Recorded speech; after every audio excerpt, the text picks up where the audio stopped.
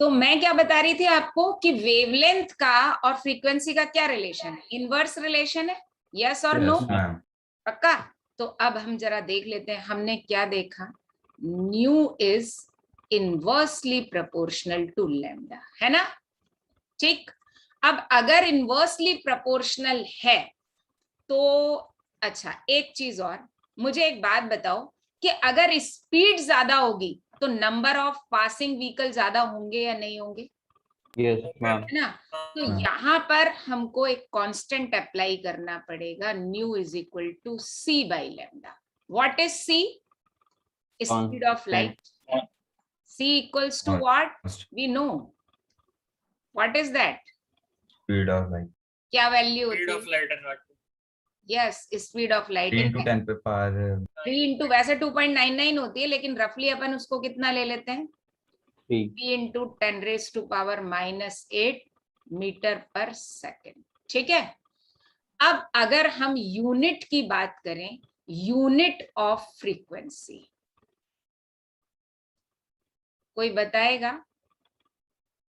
देखो इस hertz ma'am, देखो सी की यूनिट मीटर पर सेकेंड और लैम्डा की यूनिट मीटर, मीटर से मीटर कैंसिल हो गया तो सेकंड इनवर्स, यस मैम, ठीक है।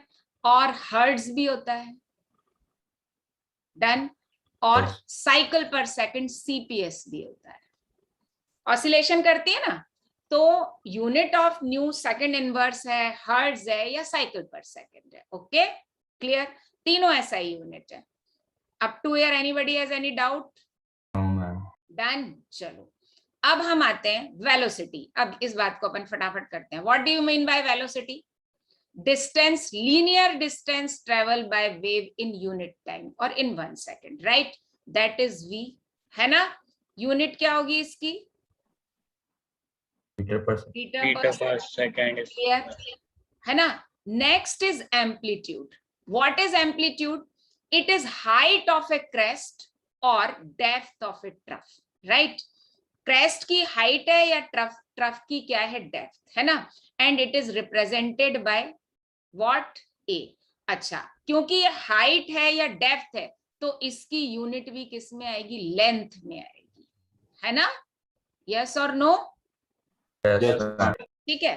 अब देखो एम्पलीट्यूड को अगर हम देखें तो एज सच एम्पलीट्यूड हमारे किसी काम का नहीं होता, है ना। एम्पलीट्यूड अगर हम देखें तो किसी काम का एज सच फिजिकल कोई सिग्निफिकेंस नहीं होती, लेकिन जब इस चैप्टर के लास्ट में हम वो पढ़ेंगे ना, वो श्रोडिंगर वेव इक्वेशन, तब बहुत ज्यादा काम में आएगा। तो देखो एम्पलीट्यूड जो है basically it is related with what I have written, intensity of radiation, right. किससे रिलेटेड है? रेडिएशन। अच्छा, अब एक बात मुझे बताओ, इंटेंसिटी का मतलब क्या होता है? ज्यादा, ज्यादा तेज, क्वांटिटी, डेफिनेटली ना। जैसे मैग्नीट्यूड उसका, हाँ, मैग्नीट्यूड, मैग्नीट्यूड, अमाउंट, अमाउंट। जैसे अब मैं आपको एक एग्जांपल दे रही हूँ, एक मिनट शेयरिंग रोककर। देखो मुझे एक बात बताओ कि सन से जो लाइट आती है, मॉर्निंग 7 o'clock भी अर्थ पर रेडिएशन का सोर्स सन है, यस और no. Yes ma'am, evening 6 o'clock भी वही सोर्स है, और Yes. दिन में 12 बजे और 2 बजे भी वही सोर्स है। सोर्स तो चेंज नहीं हुआ ना अर्थ पर एनर्जी का, बोलो हुआ क्या? मैम नहीं हुआ चाहिए, तो अमाउंट, लेकिन हाँ, तो सन से जो रेडिएशन आ रहे हैं, energy, source of energy is constant, मतलब एनर्जी तो इक्वल ही आ रही है, लेकिन दिन के टाइम पर ज्यादा गर्मी क्यों लगती है? परपेंडिकुलर रेज हो जाती है, के ओवरहेड हो जाता है, ओवरहेड हो जाने से क्या होता है, इंटेंसिटी Distance बढ़ कम हो जाती है, रेडिएशन इंटेंसिटी की कम हो जाती है, इंटेंसिटी चेंज हो जाती है ना। हम ये बोलते हैं ना बहुत इंटेंसिटी बहुत तेज है, मतलब अमाउंट बढ़ रहा है। भाई मॉर्निंग और इवनिंग में स्लैंटिंग होती है सन रेज, राइट, और नून के टाइम पर स्ट्रेट होती है, हमने तो यही पढ़ा है ना, हम वही मानते हैं, यस और नो। यस लेकिन स्ट्रेट आने से क्या होता है, अमाउंट बढ़ जाता है। तो actually A is related with what, A is related with intensity of radiation, ठीक है, इंटेंसिटी या हम इसको क्या बोले, अमाउंट ऑफ रेडिएशन। तो ये मैं अभी आपको बताऊंगी बेसिकली, अभी अपन फोटो इलेक्ट्रिक इफेक्ट में भी पढ़ेंगे। तो यहां पर क्या हो जाता है, अमाउंट ऑफ रेडिएशन मींस क्या हो जाएगा, वेवलेंथ सेम रहेगी, फ्रीक्वेंसी सेम रहेगी, लेकिन अमाउंट, उसकी क्वांटिटी बढ़ जाएगी। Is that clear? ठीक। Yes, ma'am. अब wave number is defined as number of waves present in unit length, ठीक है, नॉट 1 सेंटीमीटर, इट इज यूनिट लेंथ, कोई भी यूनिट लेंथ हो सकता है। It is reciprocal of wavelength. So wave number को हम डिफाइन करते हैं न्यू बार से। देखो न्यू तो है फ्रीक्वेंसी, लेकिन न्यू के ऊपर अगर हम बार लगा देंगे तो ये wave number, and it is reciprocal of lambda, inversely proportional नहीं है, रेसिप्रोकल है।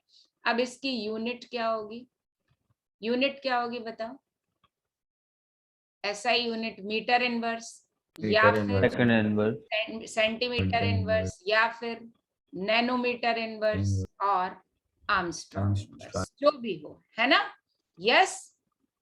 यस मैम, अब अगर हम देखें तो किसी भी रेडिएशन के लिए वेलोसिटी, वेवलेंथ और फ्रीक्वेंसी में क्या रिलेशन है, मैंने क्या बताया था, अभी बता चुकी हूँ मैं आपको।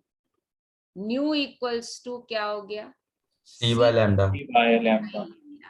Since 1 by lambda equals to what, Velocity, wave number. Wave number, तो हम क्या ऐसा लिख सकते हैं, nu equals to C nu bar, लिख सकते हैं? Yes, ma'am. नहीं लिख सकते, बताओ, 1 अपॉन लैम्डा की जगह न्यू बार नहीं लिख सकते? लिख सकते हैं. यस और नो, जल्दी बोलो, लिख सकते हैं मैम। है ना? अब तुम लोग क्या बात है, मतलब मुझे कुछ वो नहीं बता रहे हो। हमें वेलोसिटी का रिलेशन. वेलोसिटी बता तो दिया, सी क्या है, स्पीड ऑफ लाइट, वही वेलोसिटी है, उसका रिलेशन. सी की जगह वी आ जाएगा बस। अभी अपन इलेक्ट्रोमैग्नेटिक सन की रेडिएशन की बात कर रहे हैं ना। एक बात मुझे बताओ, व्हाट इज सी?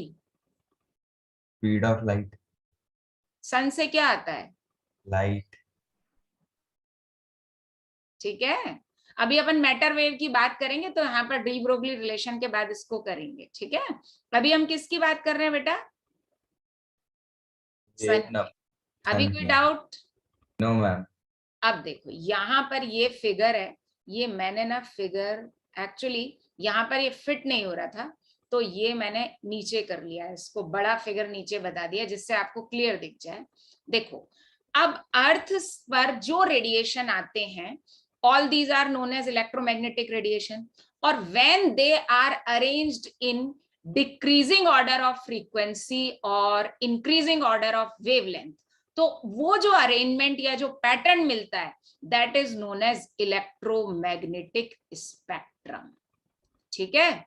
तो स्पेक्ट्रम बेसिकली क्या होता है, एक regular pattern, when radiations are arranged in a regular pattern, उसको हम बोलते हैं स्पेक्ट्रम। ओके, तो इलेक्ट्रोमैग्नेटिक स्पेक्ट्रम की डेफिनेशन क्या हो गई, जल्दी बताओ। Electromagnetic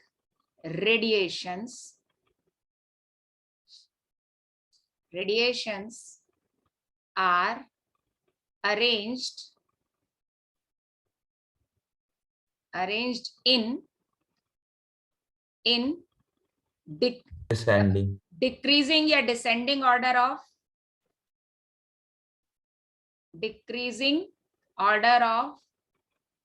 Wavelength. नहीं, मैंने अभी फ्रीक्वेंसी वाला लिया है, ऑर्डर ऑफ फ्रीक्वेंसी और इंक्रीजिंग ऑर्डर ऑफ वेवलेंथ।